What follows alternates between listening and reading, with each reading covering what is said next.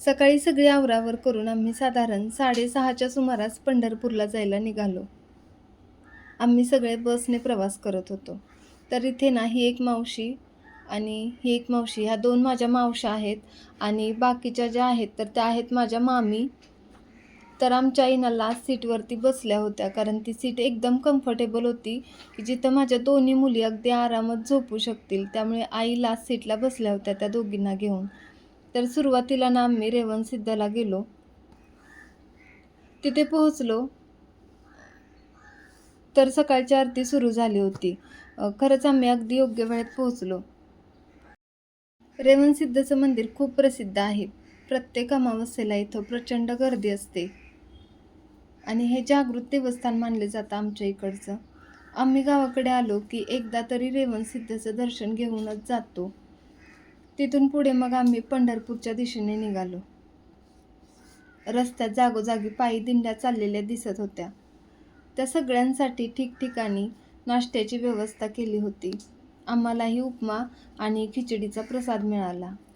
तो प्रसाद खाऊन पुढचा प्रवास आणखीन छान झाला. बराच वेळ प्रवास केल्यानंतर आम्ही पंढरपूरमध्ये पोहोचलो.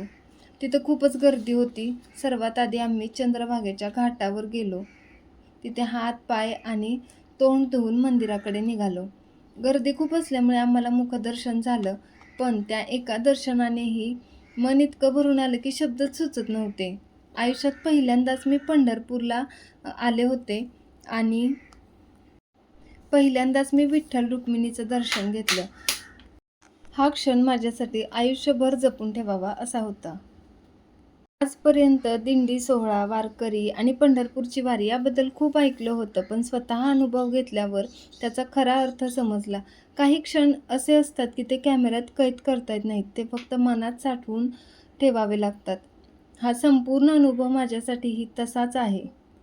त्यानंतर आम्ही बरडला गेलो. तिथे दिंडी सोहळा सुरू होता आणि संत ज्ञानेश्वर महाराजांच्या पादुकांचं दर्शन घेण्याचं भाग्य मला मिळालं.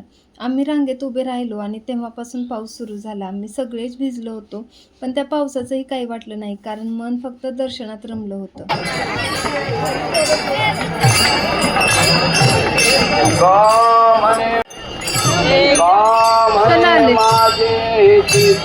आणि शेवटी एक विचार मनात आला. वारकरी वर्षानुवर्षे इतकी पायीवारी का करत असतील?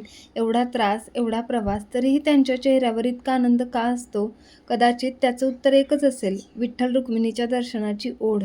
ज्याला ती ओढ लागते ना, त्याला पुन्हा पुन्हा पंढरीची वाट आपोआप सापडते.